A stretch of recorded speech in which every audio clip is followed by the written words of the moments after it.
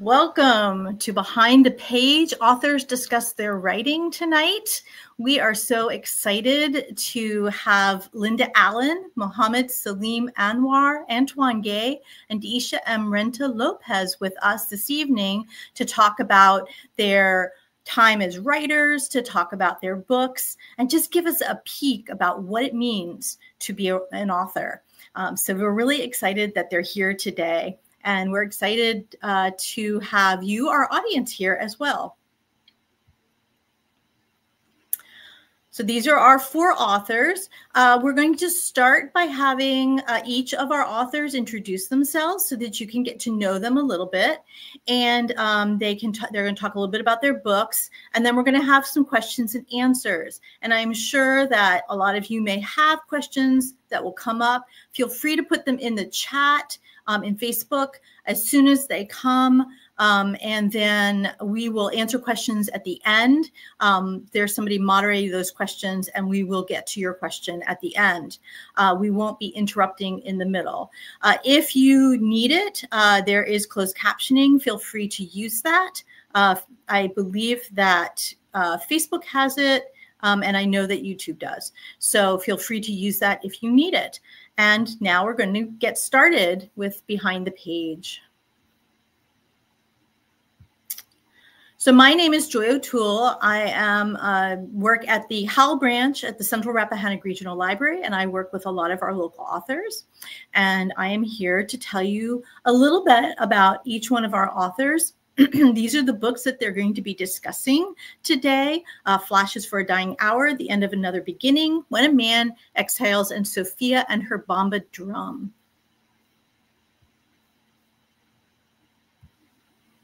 So first we're going to start with Lynda Allen.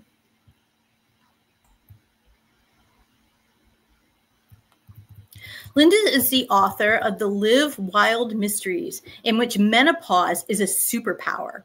Since she had to put up with hot flashes every day, she figured she might as well make them useful. Lynda proudly infuses her writing with her Jersey girl sensibilities and aims to create stories imbued with heart and humor. She lives in Fredericksburg, Virginia, where her mysteries are set, with her husband, their cat, and the many incredible eagle friends who pay them frequent visits. When she's not writing about hot flash-induced physic visions, she also writes poetry and is an artist. Welcome, Lynda. Thank you, Joy. Happy to have the opportunity to be here tonight, so thank you very much. Yes, menopause as a superpower in my Live Wild Mystery series. Liv, the protagonist, has psychic visions during hot flashes that help her solve mysteries. So I figured as I was going through it, there had to be some sort of a useful purpose I could give them. And so I wrote them into the books. The book that I'll be talking about tonight mainly is Flashes of a Dying Hour, which came out this past March. The books are set in Fredericksburg. So Flashes of a Dying Hour is the second in the series. The first one was Flashes of Insight. This one focuses on treasure hunters that descend on Fredericksburg in search of a copy of Tamerlane and Other Poems by Edgar Allan Poe, which is rumored to be hidden somewhere in Fredericksburg. Not really, but it is possible. The story was actually inspired by an article I read a long time ago about a copy of Tamerlane, which was stolen from the UVA Alderman Library and never recovered. So technically, there could be one hidden somewhere in Fredericksburg.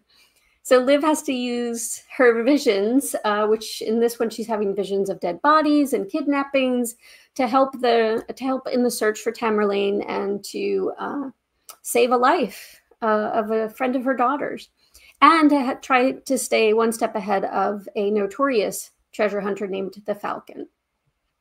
So in the series, she's trying to learn to understand these visions. They didn't start until menopause kicked in.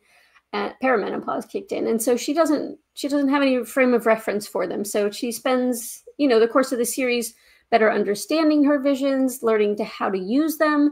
Her goal is to make them useful, to be able to help other people with what she sees. What she learns in Flashes of a Dying Hour is that not everyone wants to be saved from their fate, and that's a really hard lesson for her to learn in that book.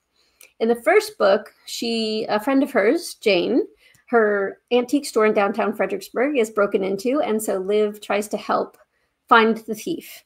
And in that book, she grapples with generational family secrets and small town life and the price of that sometimes, and trying to help her friend discover what is happening. And the mystery revolves around a lost cache of letters written between James and Elizabeth Monroe. I worked for 5 years at the James Monroe Museum in downtown Fredericksburg. And one of the wishes of the staff when I was there was that someone would find a secret cache of letters between James and Elizabeth Monroe, because when she passed away, he burned all their personal correspondence. So we always hoped someone would find one in a desk or hidden behind a painting like at Antiques Roadshow. And so I wanted to make that wish come true when I wrote the book. A major theme in the books overall is friendship. And Liv has a very tight-knit circle of female friends that help her understand her visions, help her come to accept them. They help each other deal with the symptoms of menopause and perimenopause. They have a monthly dinner party that they refer to as their monthly. And she has a mystical neighbor named Lucia who helps her navigate the spiritual aspect of her visions. So friendship is a really big theme in the book. In Flashes of a Dying Hour, because of the Edgar Allan Poe element of the story, I had a lot of fun with the Edgar Allan Poe theme in the story. So that was a lot of fun doing research on Edgar Allan Poe and bringing in Poe fanatics into the story and a little bit of treasure hunting. I had a really good time writing it. And one of the things I enjoy the most in writing the stories is featuring Fredericksburg, because I love Fredericksburg. I've lived here for 29 years, and I want the stories to invite people to come and visit. And I learn something new every time I write one of the stories, because I do research about historical elements in the story, and I'm always learning new things that have happened in Fredericksburg. And I like weaving those elements into the story. And as you said, I'm also a poet, and I'm grateful to the library system for providing venues for poets to share their poetry. It really helped me to become more confident in sharing my poetry. And then I made the leap into fiction, which I'm really enjoying. So I'm really glad to be here tonight to talk about it.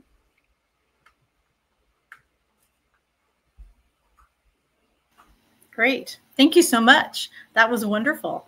We are glad to have you and look forward to hearing more about your process, your writing process. Thank you. So next up, we have Mohammad Saleem Anwar. Let me tell you a little bit about him. So he was born in Kabul, Afghanistan, and grew up amidst the devastation of war and forced migration to Pakistan. After returning to Afghanistan in 2003, following a new wave of hope that had emerged with the establishment of a new government, he pursued higher education in business administration, specializing in finance, and worked for 12 years in the humanitarian development and civil service sectors. Following the collapse of Afghanistan's government in 2021, he moved to the U.S. with his family and has since dedicated himself to serving humanity through various organizations. His memoir, The End of Another Beginning, chronicles Afghanistan's political and social journey through decades of conflict, corruption, and hardship. Mohammad Saleem Anwar, we're glad to have you here with us. Thank you very much. I'm also excited to be in this event. As Ms. Joy said, The End of Another Beginning is my memoir, and I published this in October 2024, and it's my first attempt of officially publishing. So the book starts from my first childhood memory in 1994, when Afghanistan was in civil war, and it concludes in 2021, when persistent internal and external challenges led to collapse of Afghan government, along with the US and international community ending their most extensive military engagement and exiting the country. So it also covers the details of pre-collapse and post-collapse events, including the massive US-led evacuation process that led me and my family's departure from our homeland. So between these years, my personal story goes parallel with the political, social, and cultural realities of Afghanistan. In summary, this is the living history of Afghanistan that shows the fragility of hope, progress, resilience, and against the complex dynamics of power, money, corruption, and conspiracy. This is also the living history of the US and international community in the areas of military engagement, foreign policy, and development assistance. So the book is available in Amazon, Barnes and Noble, Apple Book, Kindle, and some other platforms. So to give you a bit the background of my interest in writing, it goes back to my teenage years. And it was heightened when I was assisting my father, who is an author, in typing of his manuscripts in computer. So by passage of time, I had read so many of his works that I started daring to give him some small suggestions, for which I was admired actually. I'm thankful to my dad. So later I started writing some small journals, short journals and articles, but I never published them except few Facebook posts. In year 2011, it was for the first time that I decided to write for the first time on a nonfiction topic, but I delayed. So the more I procrastinated, the more the topics changed between too many fiction and nonfiction topics. Finally, in 2023, I gave a real work, and in 2024, this long-awaited wish turned into a reality. Now I would like to read a short excerpt from my book that may reflect from what Afghans have gone through during this last 20 years. Sometimes the lives of humans find themselves in a strange state. People navigate through moments in life where the situations picture like a ship trapped in tumultuous waters in the depths of a dark night. The ship neither sinks nor reaches the shore. The passengers of this ship, despite all their despair, must keep their hope alive and exert their utmost effort to find salvation. Will this storm ever end? If so, when? What if the captain becomes tired and helpless? What about the passengers of this ship? The turmoil in the lives of Afghans had reached its ultimate uproar. Everyone resisted this storm with all their strength. For years, people fought both mentally and physically. They fought hard and suffered significant casualties, both in lives and finances. They prayed, they remained hopeful, they fell and were struck down but rose again. Yet their ship neither sank nor reached the shore. Every effort of the captain and passengers became a challenge, and the waves crashed with intensity, washing away all attempts into the depths of the sea. The captain and passengers still continued to strive, but this time the waves grew even stronger. This turmoil ultimately reached a peak where Afghans began to curse themselves, wishing for natural disasters to overthrow Afghanistan so the people could be freed from this state, or hoping that countries to drop atomic bombs on Afghanistan to bring everything to an end at once. So this would be good for here, and I'm good. Thank you very much. Thank you so much, and thank you for reading from your book. We appreciate hearing a little bit of a teaser so that we can go out and read it. Thank you. Next up, we have Antwaun Gay. Antwaun is the half-brother of Marvin Gaye and worked in education for approximately 15 years as a paraprofessional in special education in the public and correctional school systems.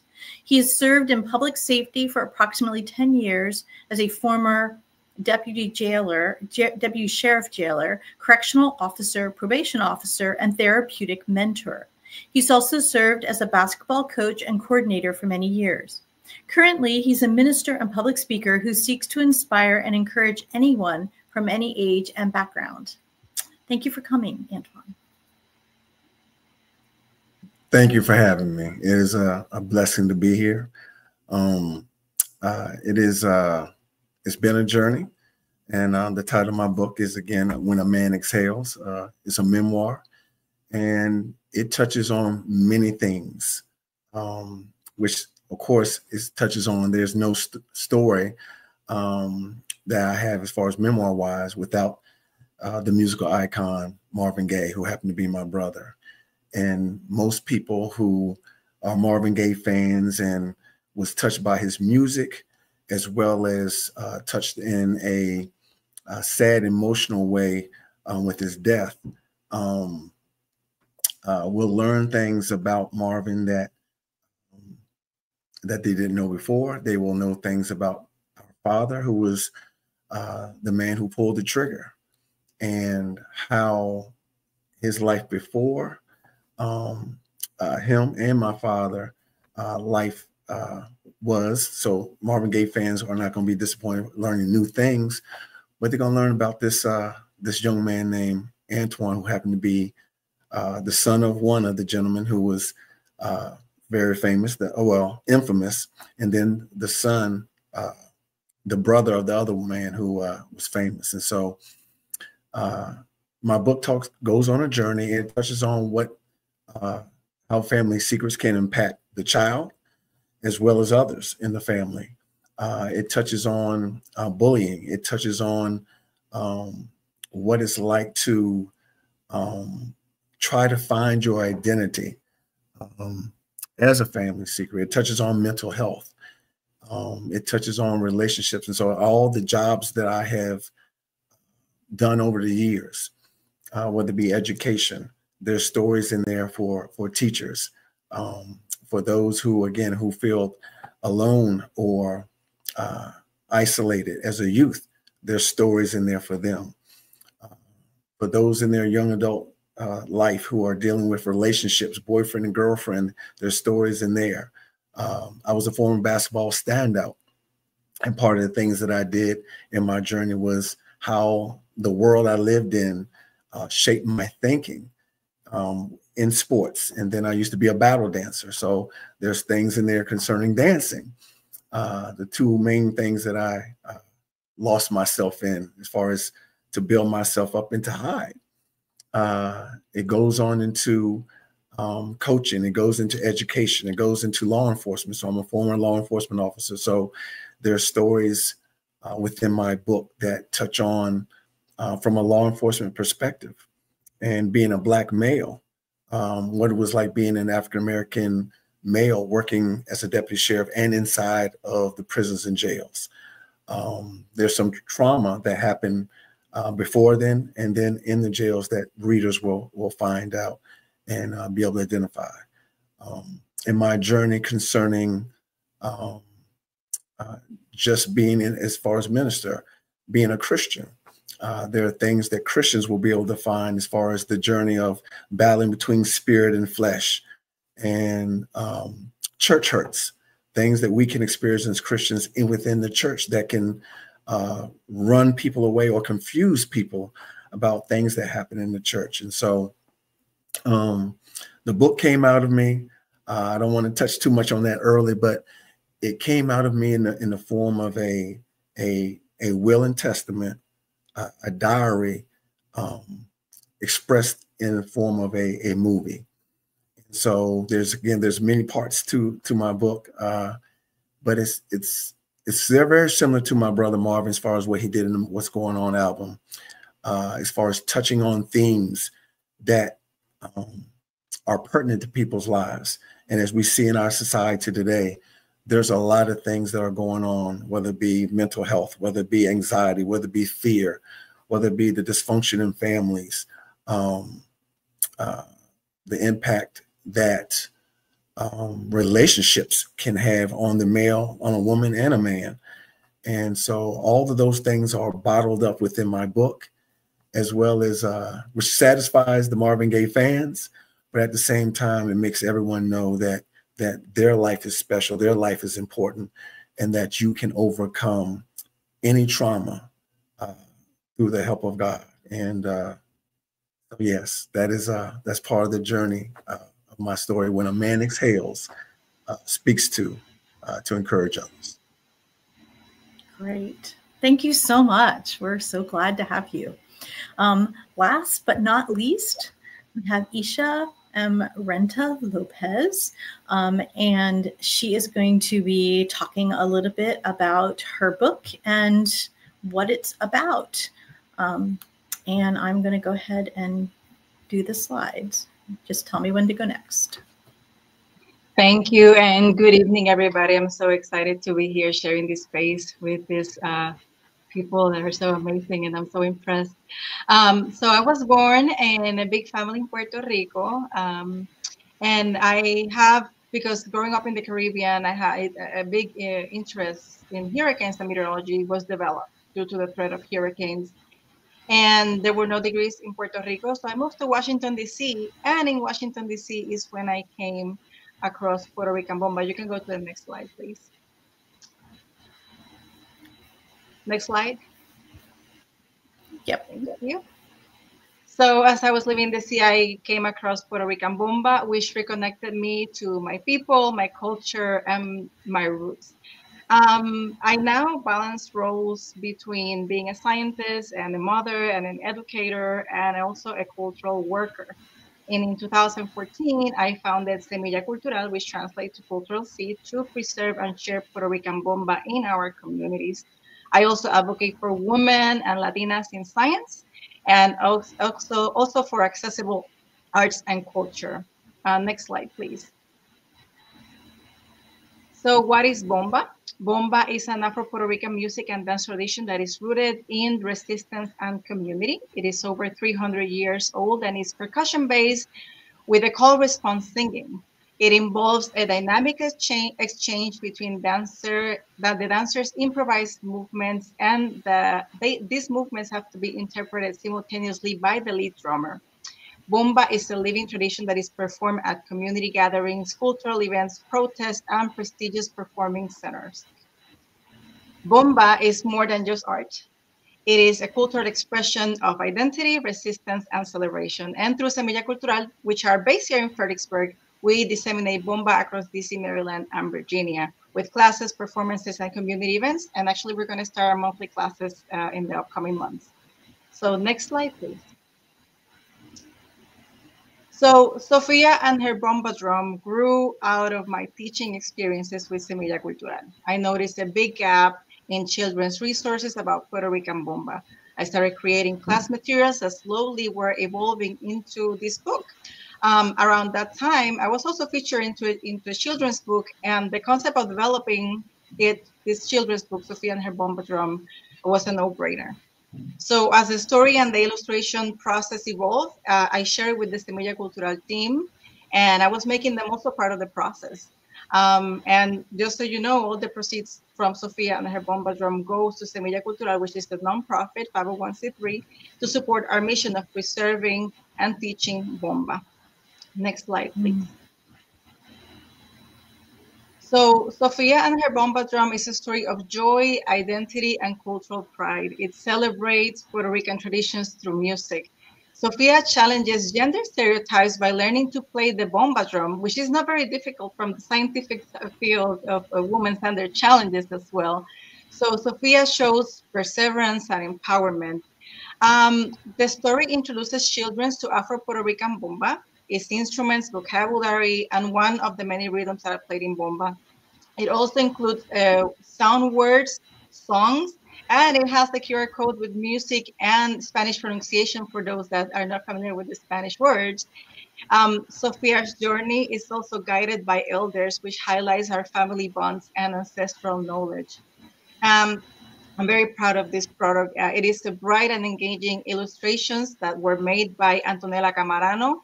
And these illustrations really help readers connect with the story visually and emotionally. Next slide, please. The story has become a read aloud favorite for story time, especially for music units or multicultural curriculum, Hispanic or Caribbean Heritage Month.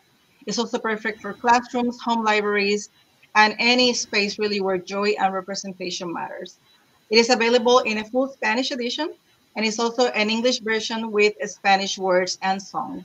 It's a book really for everyone because everybody will learn from it, especially for people that are seeking diverse cultural center stories. It's a valuable tool for families and cultural programs, especially for Puerto Ricans and its diaspora communities. I've received so much great feedback from people that live in the US that left Puerto Rico and how it connects them. Next slide. So this book is just the beginning. I'm excited to connect, collaborate, and continue telling our stories. You can find the book in the Central Rappahannock Regional Library system and online in multiple stores at Semilla Cultural events. It's in Puerto Rico as well. And when I do stories time, I do with live music or recorded music if I don't have a drummer available. So I'm happy to connect and excited to be here for the discussion. Thank you. Great, thank you. It occurred to me that I did not introduce you, so let me do that now. Although I think you did some of it yourself. So Isha was born and raised in Puerto Rico, where the scenes of this, her first book, is set. She is a meteorologist, a scientist that studies weather, but she's also a Puerto Rican bomba, is that how you say it? Practitioner. She moved to Washington, D.C. for schooling and a meteorology career in 2004. Isha has studied bomba since 2007 and is the founder and director of the bomba-focused nonprofit Semilla Cultural, which has been operating since 2014. Isha prides herself in having studied and in continuing to study from the best bomba masters, and she uses all her knowledge to teach and perform all aspects of bomba through Semilla Cultural in Virginia, Maryland, and Washington, D.C. Along with being a mother and a scientist, bomba is one of Isha's greatest passions. Sophia's journey is inspired by Isha's own journey in both bomba and science and named after her daughters. Isha hopes this is the first of an educational series of books about Puerto Rican culture and science. So thank you so much, everyone. This was really wonderful to hear your stories. So now we're going to move to the next part of our time, and that will be, I'm going to be asking questions. I'll ask each one of you a question. It'll go around. Again, anyone in the audience is welcome to put questions in the chat, and we will get to them at the end of our time. We'll leave time for people to ask questions if they're interested in doing that. So we're going to start with Lynda. So Lynda, for years you have written and published poems. In fact, that's how I first got to know you, is through your poetry. What caused you to start writing mysteries in addition to your poetry, or have you replaced your poetry? What kind of led to that change for you? I am still writing poetry. Almost every morning I have meditation and writing time, so I usually write poetry then. There wasn't any one thing that sparked it. I've always been a fan of mysteries, even when I was little, like very, very little. My mom used to read to me the books, the Patricia Coombs books, the Dory the Little Witch. And those always had a little bit of a mystery to them.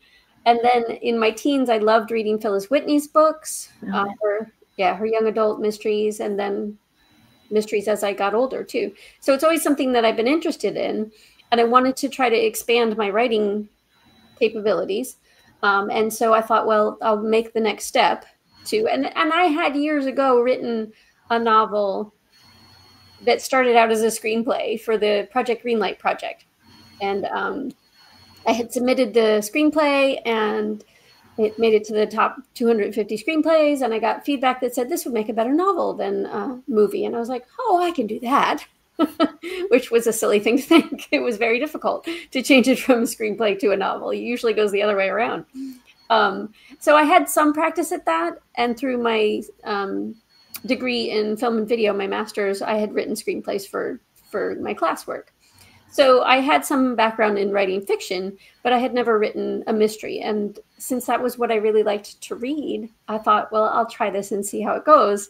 But I wanted to write a protagonist that I hadn't really seen before, the one that was really dealing with the issue of menopause, because I was dealing with the issue of menopause. And when I started, there wasn't a lot of conversation around it like there is now. And I wanted to help spark those conversations, but in a fun way. So, yeah. Definitely a fun way. Unusual. I think it's just fantastic. Saleem, what was your most compelling reason for telling your story in your memoir? What would you say really drove you to tell your story? Thank you. Actually, the end of Another Beginning is not just my story. It is the story of the people of Afghanistan. And exactly the collapse of Afghan government in 2021 was a trigger that made me to bring something meaningful in paper. That political disorder actually impacted me so profoundly because it was the destiny of a nation with almost 40 million of population. That political change was not only the end of hopes and the struggles of a nation and disregarding the sacrifices of thousands of Afghan civilians and military, but it was also a betrayal to almost 3,000 international community soldiers, including the US veterans, because none of those veterans lost their lives because they were aware of the 2021 events. They sacrificed their lives because their mission and cause was something bigger, something greater. They wanted to help a nation. Similar to that, I've heard some stories that there were some veterans that used to bring seed flowers back from home after their travels and handed them over to Afghan soldiers, interpreters, employees, so they can grow and make the deserted country green. So just imagine the feeling. Similarly, the US international and international community taxpayers, they were happy that their taxes, part of their taxes goes to a good cause. I will just say that this answer creates another question, that whether Afghans wanted the US and international community to stay and fight. That's the answer is a clear no for their military existence and presence in war. Because we wanted the war to end as soon as possible. And by reading my book, you will realize that a peace and reconciliation was possible in 2002, 2010, 2012, 2016, and any time before 2021. But despite the Afghan government asking for the ownership of the peace process, but the Doha Agreement architects wanted to play it according to their own agenda.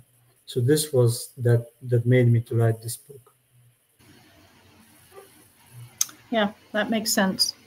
Thank you. Thank you for sharing that. It helps to know the reasons why.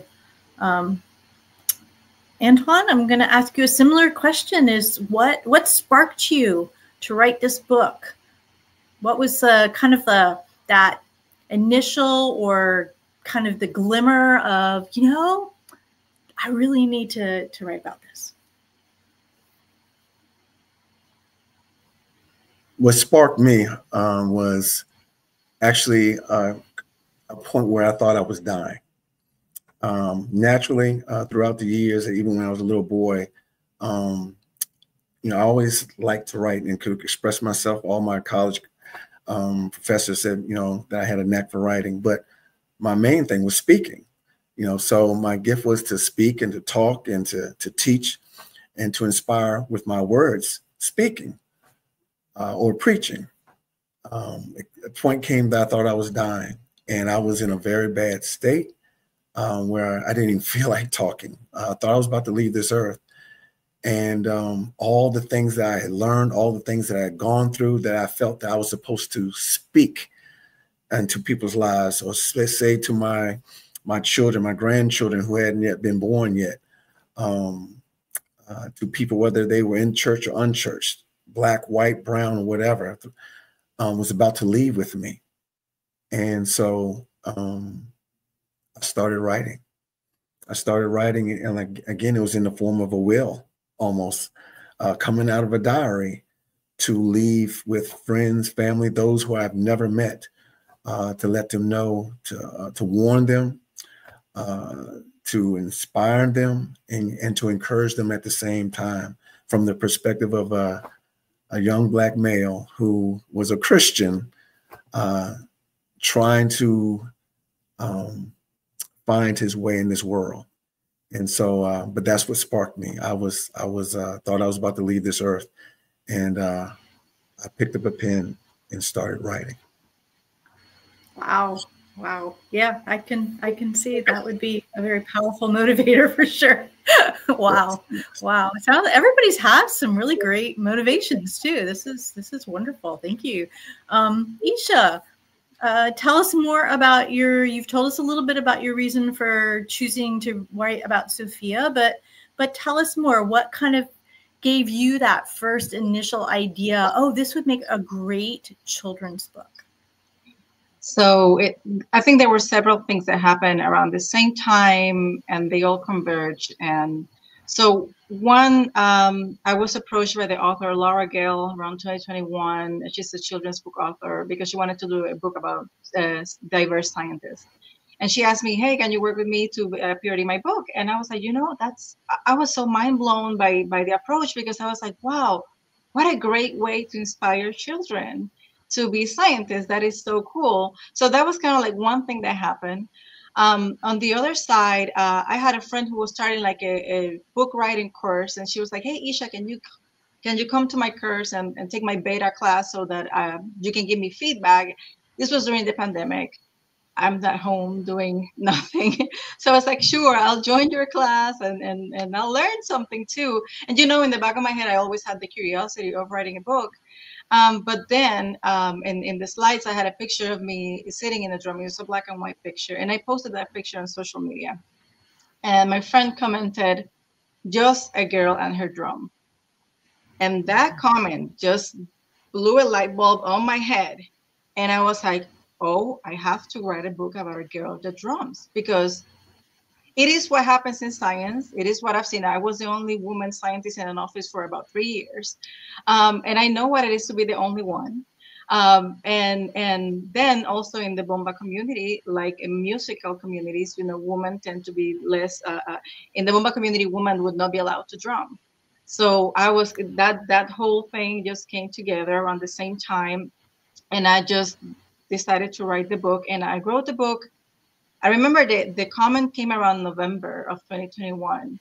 And I want to say about February, one day I just sat down in 2022, and I just sat down and kind of had a brain dump of all my thoughts about what could be the story. And the story, I was going to call it like Just a Girl and Her Drum. The editor just like gave me the recommendation, put a name on the title. The name of the character was based on my daughter's second name. So Sofia is both of my daughter's second name. So it's very personal. The story itself about being a woman that challenges stereotypes, or a girl that challenges stereotypes, is very personal as well. So her Sofia's story really mirrors what many girls and women experience. So I was honoring my experiences, showing some resiliency too, and also being perseverant. Like she's showing up for herself, even though in the story, her mom tells her, Sofia, there's no girls playing the drum. And she's like, no, Mom, they're saying that I got to dance or sing, but I am going to play the drum. And that appears in the book just like that, because she is like, you all say that, but I am going to do what I want to do. So it's a story about joy, identity, and courage to take up space. And I think, we need to just inspire that in children in general. It's okay to push boundaries. Yeah, wonderful. No, that's great. I love that. I love that whole idea of just that one caption, just kind of blowing up. Oh, wow, that's the idea. That's great. So Lynda, let's talk a little bit about the process. You live in Fredericksburg. You've set your books in Fredericksburg. Obviously, you have some historical background. As you were saying, you worked for the James Monroe Museum, and you use historical events in your book. So how much historical research do you have to do? And do you do it before you start writing? Do you do it as you write and you have uncover things you have to do? What's your process? Yeah, I don't really have a process. Fair. That's fair. I'm what's officially called a pantser. So I write by the seat of my pants. I don't have an outline. I do some research in advance. I mean, I know some of the elements of the story. So I do some of the research in advance, but some of it I learn as I go along. In the first book, some of the research I thought was really interesting was just where she lived, because she lives right next to the library downtown in Mary Washington Square. And that used to be the first hospital in Fredericksburg. And so I got lost in all this research about that building. And the Fredericksburg Historical Society helped me with the research on that. And the first draft of the book had just pages and pages of information about it, because I thought it was so fascinating. So a lot of that got cut out. And that happens along the way. I find it fascinating, but not everybody wants to read pages and pages about this one building. So a lot of the research I do as I go along. In the second book, Flashes of a Dying Hour, I didn't know that Scott's Island was going to be part of the story, and I didn't know what Scott's Island was. And so that's, I won't give anything away, but it becomes part of the story. And I did a lot of research on what this place was and had no idea that, I thought it was just a little spit of land under the Chatham Bridge, but it used to be a lot more than that. And so I've been having a lot of fun discovering things about Fredericksburg that I didn't know. Learning the history of the old stone warehouse, for instance, was really interesting too. In the first book, there's a story that I took from, there are people debate whether it's a real story or not, or a fiction, but about an enslaved couple named Sally and Dabney, who worked together to pass information across the river through laundry on clotheslines, where she would move the laundry, would tell Dabney across the river with the Union troops where the troops were moving or where the generals were going and things like that. And, because people weren't paying attention to her hanging out laundry, they were able to pass messages across the river. And I thought that was fascinating. So I wrote that into the story too, because I really wanted to share that little bit of information. So yeah, I have a lot of fun doing the historical research. And not all the books will have huge historical elements like the first few did, but I am interested in history and I enjoy learning more about Fredericksburg and sharing that information through the stories. Yeah, and what great nuggets to include. I mean, yeah. I'd never heard that story either. That I'm going to go be doing digging after this. Yeah, I was enthralled by it. It was really interesting. So Saleem, I know that you have had used many facts in your memoir. How much of the information do you include in your book? Did you know firsthand, and how much of it did you have to do research for? Did you have a research process? Thank you. Since I wanted to write from 2011 at every nonfiction topic, it was my plan to include my childhood and adolescence memories. So they were part of it with me since 2011, and I had a lot of drafts in different areas. And the events of these 20 years, they were all live. So I knew a lot of them by mind. When I started to write, I just listed all those events that I wanted to bring. It was a huge list, and I had to short list them. But of course, when I wanted to verify some facts, or I had forgotten the dates, I had to do some research for these events of these 20 years. But mostly when I used to refer to the history before 1994, that was the major research was done there. So I did a lot of research on that part. Yeah, great. Thank you. Thanks to you. Antwaun, what was the hardest part of your book to write, and why? The hardest part was dealing with the emotion because I was very transparent in my book. And so there were things, some traumas that I forgot or I suppressed to the point that when I started reliving it or writing it, it was, even as I'm pausing now, it's still to this day, it impacts me. Some of the things I went through in my journey from a child, teenager, as a minister, and as a husband. There was traumas in all those facets. So reliving it, writing it, was difficult. All it was inside of me, so it was easy for me to express it. I had drafts and just went through the most important, good and bad times in my life with a storyline, again, to encourage and help people.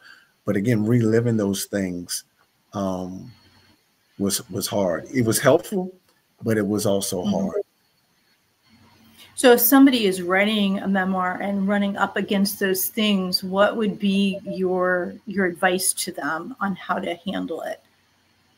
My advice would be to, I think, just as we've always heard, talking about it. So there's also a healing part of it too. So I didn't want to just, so even though I had emotion, I cried, I'm also letting it out and freeing myself from the hurt and pain also. So it's an interesting thing. So I would just tell them, just, be prayed up, but just understand that it's almost it's a release. So the title, When a Man Exhales, is all about the suppressing of things that we go through, the suppressing of traumas, and we just move on. I don't want to think about it no more. And you just press on. But it's building up if you don't talk about it. It's building up if you don't get healing or counseling for it. And in some way, it's going to come out in a bad way. And so in my book, addiction is in there, and how I tried to cope with those things through other mediums that sometimes weren't healthy. And so, yeah, that's why I would tell someone is that it is also a healing process with reliving those things too, letting it out. Great. No, that's good. Thank you. Don't fear letting it out. Yeah, no, great. Thank you. I think that's really great advice. Thank you so much. So Isha, it was really fun when you gave me the book for the library, not just in English, but in Spanish too. That was super fun to see it both. And I know our collection library really loved that too.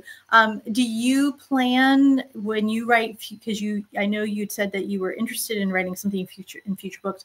Are you planning on writing in both languages on a continuous basis? That is the plan. I do plan to have more books. I have some drafts already coming up. So, but language is very important, right? It's important for accessibility. It's important for identity. My first language is Spanish. And if I knew more languages, I would have maybe tried to write the book in those other languages as well. I think the more we can empower our communities by showing, because even the English version keeps Spanish words that really have no translation. So I think that also teaches the reader about other vocabulary words. The QR code has my daughter, my youngest one, saying all these words in Spanish, which I think is super cute and adorable. So I just want to empower the readers to not be afraid if they're not familiar with the Spanish words through the book. The book also has songs on it, and those songs are sang by my daughter in Spanish. So I think the part that I love about this is that we are empowering the reader by giving them the tools that they need so that as they read the book, they feel successful. They don't feel that I don't want them to stumble, right? I want them to enjoy the story. The book also has onomatopeyas on it, or the song words of the sound of the drum that the reader can read through. So when I do storytelling, I actually have live drumming or music, the rhythm that we talk about the book, and I try to empower the community, the listeners, the audience, by singing with me, playing with me. So it's a whole sensorial, not only vocabulary, but it has a full sensory approach. Oh, wow, that's amazing. So I have a follow-up question, which I hadn't told you about, but I'm just curious. Did you write the original manuscript in Spanish first or English first? Yes, it came out in Spanish. So it was just only Spanish. And then I had to translate it.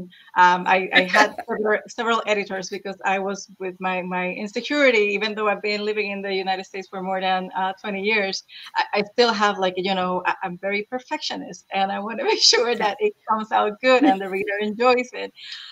So yeah, it came out in Spanish first, and then I translated it, but there were some words that I just couldn't translate, or they purposely left in Spanish because of the concept. Right. No, and that's great, because then the people who are reading the English are still getting because language is intertwined with culture, and so that's going to help them understand your culture better by including those words. So wonderful. Thank you so much. So we're running a little bit low on time, but we've got just a few more minutes to talk about this whole thing about your books and everything else. And then we're going to answer questions in just a couple minutes. But Lynda, your main character is using insights from menopause symptoms. What gave you that idea? That is, I have never, ever heard this idea before. So I'm just curious as to where that came from. Okay. But first I want to go back and I can't believe I didn't mention that the Virginiana collection at the library also was a place where I did a lot of research historically. I spent the people there were so helpful, and it was the Historic Fredericksburg Foundation that helped me with the building research. So I wanted to get that right. Menopause, I think honestly, the original spark, no pun intended with hot flashes, came from a sign I saw years and years ago at a chiropractor's office that said, "They're not hot flashes, they're power surges." And that stuck with me for I like that. And I think that really was the seed that it grew from, that this could be something that was powerful. It didn't have to be something that's annoying like it is to me every day. And so I wanted to find a way to transform it. And one of the ways that's in the book that actually was from my life was, unfortunately, that I nicknamed my moody personality, because it was the mood swings that I really struggled with during perimenopause. I nicknamed her Grumpy Gal, or Gigi for short. And so she's in the book. That's what Liv calls her moody personality too, because I thought it was a really helpful tool. Humor is obviously something that's important to me as a coping mechanism. Yeah. And it really helped me to transform the process, that all those mood swings, by being able to recognize them with some humor and to take some of the sting out of it by giving her a nickname. And so I think I wanted to find ways to take my power back and make it into a power surge instead of a power drain, which is what it felt like at first. Yeah. And so, yeah, I wanted to share that experience with other women, and hopefully they could take some of their power back too. No, that's great. No, I love it. No, it's a great idea. I was just curious as to where it came from, but I love what you saw in that doctor's office. That's fantastic. Yeah. And you never know what's going to inspire you or where it will come back around later. That was just a sign I saw one day. And it became, a spark for a story. Yeah, so that's good for inspiring writers to think, is your inspiration could be anywhere. I'm hearing such different things from everybody here as to where they were inspired. So that's great. Saleem, do you plan to write more books, either about Afghanistan or another topic? To be honest, I want to be a full-time writer, but I don't know where this challenging life will take me. I have different fiction and non-fiction topics in mind. I am new in US, so I am learning, but I see many important topics that need to be penned here too. So I will be focusing both in Afghanistan and in the US, but maybe the next project will take another 14, 15 years. Well, hopefully not. Hopefully not. Antwaun, what one piece of advice would you give to an inspiring memoir writer to help them write their story? That they know their story better than anyone. That someone will be helped. If it's coming from a place to help someone is going to read their book and be able to say, "I'm not alone." And so, memoir writing it's something that people can identify with. They can see themselves, or they can see their mother, their child, or someone that they know, like, hey, I need to get this book to them. And so that's why I would say is that just know that no one knows your story better than you, and that and everyone has a story. Everyone has a story, something that can help someone else make it over. So don't let your gift, let your story be a blessing to someone else. Wonderful. Thank you. No, that's great. Isha, I really feel like Sophia is very inspiring. Are you planning on her being the kind of the lead in future ones? Because like you said that you wanted to write more. Are you planning to have girls be the center? Are you going to include boys being the center of some of them? What are your ideas for that? So right now, my ideas is to keep writing. I have several stories about Bomba. I have also some others about earth science and weather. I'm using Sophia right now as the main character. I think, Sophia is a very brave girl, and she has no problem taking space. And I think Sophia will keep inspiring girls and children in general, even women. but this is not a standalone book. So the idea is for Sophia to keep appearing. I have thought about introducing other characters along the story, but right now I'm focusing on Sophia, at least for the first couple of books, to make it a series, not only educational about Bomba, but also about a woman that can be an artist and also can be a scientist. Because I think there's also a lack of connection. It's like you have to have a hat. You either have to be a scientist or be an artist or be a writer or be, so no, I think we really need to show that this is more normal than what the people know, and we are multifaceted people that do a lot of things, and we can be really good at them. So there's a lot of cultural and so many untold stories that need to be out there, especially from people of color. So I'm constantly brainstorming and see what else comes up. That's great. And I agree with you. We are multifaceted. That is a wonderful, I look forward to seeing more of your Sophia stories. We have a couple questions from the audience. And so I'm going to go ahead and ask those now. And the first one is for the whole group. So any or all of you can answer that. We just have a few minutes left. So keep your answers brief.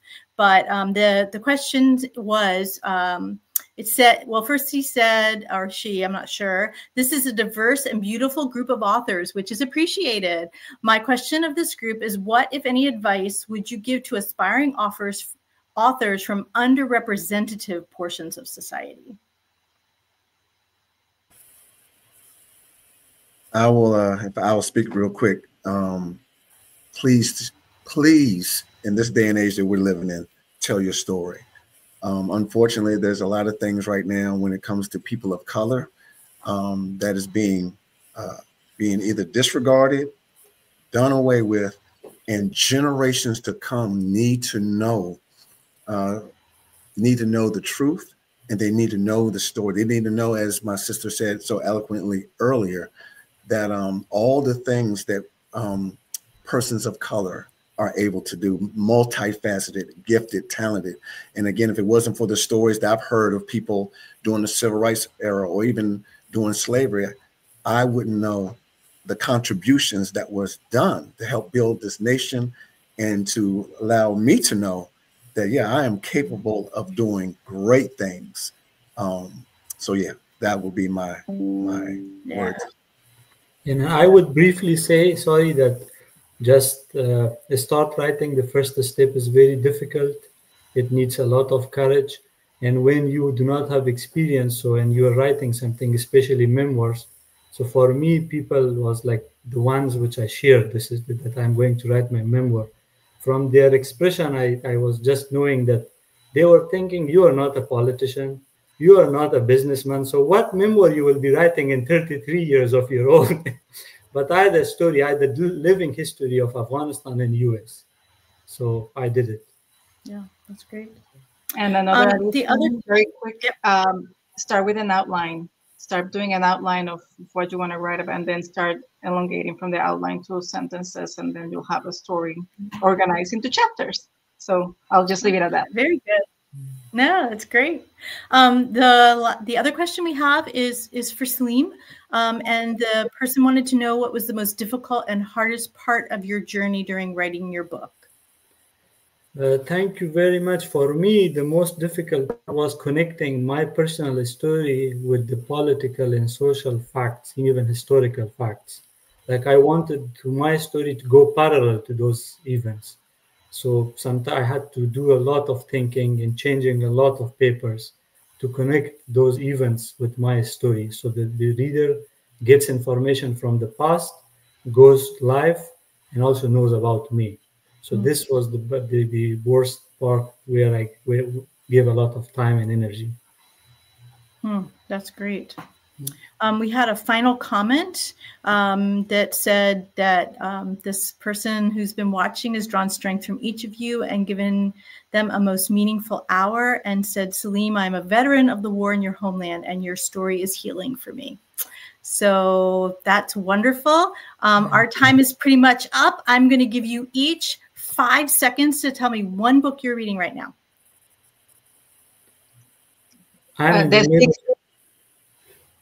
Yep. I am in the middle of Where Lost Girls Go. Okay. The Isha? 1619 Project, A New Origin Story. Okay. I'm reading By Any Other Name by Jodi Picoult. Wonderful. Antwaun? Outside of the Bible, The Normal Christian Life by Watchman Nee. Wonderful. Well, thank you all so much. This has been the most delightful hour. I have enjoyed hearing everything about your stories, about your writing process, and I know our audience has too. Thank you all so much for coming, and thank you to our audience for coming. Feel free to continue to leave comments in the chat. If there's anything that you especially would like to reach out to one of these authors about, one of our staff members can send your question on to them. So everybody, thank you so much for coming, and we hope we'll see you again. Our next Behind the Page will be in February of next year. Thank you so much for coming, everybody. Good night. Thank you. Thanks to you and your team. Good night.